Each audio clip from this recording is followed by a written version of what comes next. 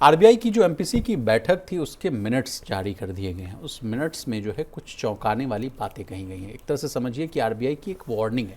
अब आरबीआई को लगता है कि आने वाले समय में इकॉनमी पर दो बड़े खतरे हैं।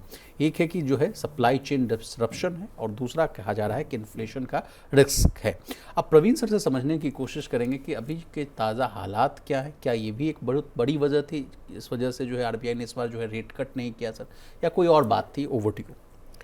नहीं, देखिए 6 से 8 अप्रैल के बीच में आरबीआई की एमपीसी की बैठक हुई, जिसमें रेपो रेट को अनचेंज रखा 5.25% के आसपास।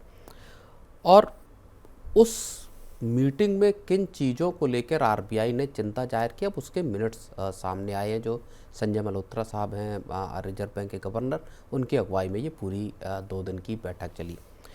इसमें 2-3 मोटी मोटी बातें कही गई हैं। एक विशाल ये कहा गया है कि साहब हमारी घरेलू डिमांड जो है वो तो रेजिलिएंट बनी हुई है, इकॉनमी डोमेस्टिक लेवल पर तो अच्छी खासी परफॉर्म कर रही, ठीक है, लेकिन एक्सटर्नल फैक्टर्स जो हैं वो अब इकॉनमी पर असर दिखाते हुए नज़र आ रहे हैं। और इसका असर 2 तरीके का यहाँ पर होता हुआ दिख सकता है, जो चिंता जाहिर की गई है। एक इन्फ्लेशन के बढ़ने का, दूसरा ग्रोथ के कम होने का। इसको लेकर रिजर्व बैंक ने चिंता जाहिर की है। आरबीआई ने ये कहा है कि वो पूरे के पूरे जो करंट जो सिनेरियो चल रहा है उसको गहराई से उस पर नज़र बनाए हुए, जो डेटा आ रहे हैं उन डेटा को आरबीआई देख रहा है और उसके हिसाब से आरबीआई वहाँ पर एक्शन लेने की जहाँ ज़रूरत होगी वहाँ आरबीआई एक्शन लेगा। लेकिन आप समझिए कि महंगाई को लेके जो 4.6% का आउटलुक 2026-27 में रखा गया है, या ग्रोथ की अगर आप बात करिए तो ऑलरेडी 6.9% की ग्रोथ इस साल रहने की बात कही गई है, जो कि पिछले साल की अगर आप ग्रोथ देखेंगे 7.6% की, तो वहाँ से कम होती हुई दिखाई दे रही है।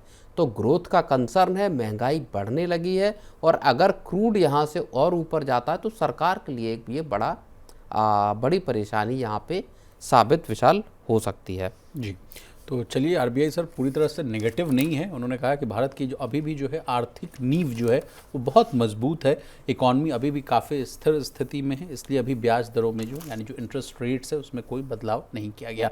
लेकिन सर एक जो है गोल्डी लॉक्स वाला एक कॉन्सेप्ट जो है वो आता हुआ दिख रहा है। वो कह रहे हैं कि गोल्डी लॉक इकॉनमी जो है ना बहुत तेज़ ग्रोथ होती है ना बहुत धीमी ग्रोथ होती है। आरबीआई कह रहा है कि पहले भारत जो है इस बैलेंस में था, लेकिन अब जोखिम बढ़ रहे हैं जिससे ये बैलेंस बिगड़ सकता है। ये क्या मामला है सर, इसको भी देखिए, इसमें सबसे बड़ा जो मसला है, और वो पिछले कुछ वर्षों में भी हमने देखा, जब हम एक स्टैगफ्लेशन का जो दौर था उसको हमने विटनेस किया।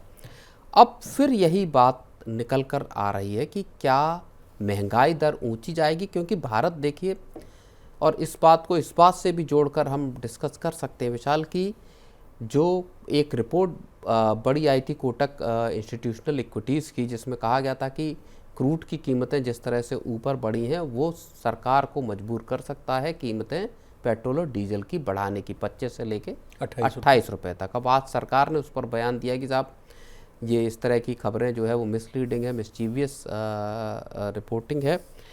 लेकिन भारत अपना बड़ा जो इम्पोर्ट है क्रूड का वो आप बाहर से करते हैं, देश में क्रूड की उत्पादन नहीं है। 87% हम लोग इम्पोर्ट करते हैं सर। गडकरी साहब कह रहे हैं 22 लाख करोड़ रुपए खर्च भी करते हैं।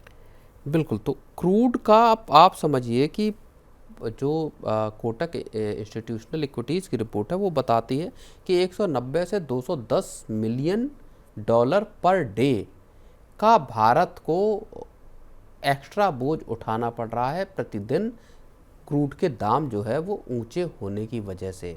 और लगातार कीमतें, चूँकि जंग नहीं रुक पा रही है तो कीमतें क्रूड की ऊपर बनी हुई है। और इससे जो है रिफाइनर्स हैं, जो इंडियन ऑयल, बीपीसीएल, आईओसी, इनके जो है 270 अरब रुपए हर महीने का जो है इन पर बर्डन पड़ रहा है। तो ये जो इन्फ्लेशन है, अगर मान लीजिए कल को तेल के दाम बढ़ते हैं, सरकार कब तक इसको रोक कर रखेगी ये देखना होगा। अभी तक सरकार ने कोई बढ़ोतरी नहीं की, लेकिन इस तरह अगर इन्फ्लेशन बढ़ता है तो आरबीआई के ऊपर प्रेशर होगा कि वो जो इंटरेस्ट रेट है उसको या तो और बढ़ाए या फिर यहाँ से नीचे ले जाने की गुंजाइश खत्म होगी। और जब महंगाई बढ़ती है, जब आपके रेट्स ऊंचे होते हैं, तो फिर ग्रोथ के बढ़ने के आसार भी कम होते हैं। तो ये एक बड़ी पेचीदा सी सिचुएशन इस वक्त जो है वो सरकार के और रिजर्व बैंक दोनों के जेहन में है। चलिए सर, आगे बढ़ते हैं।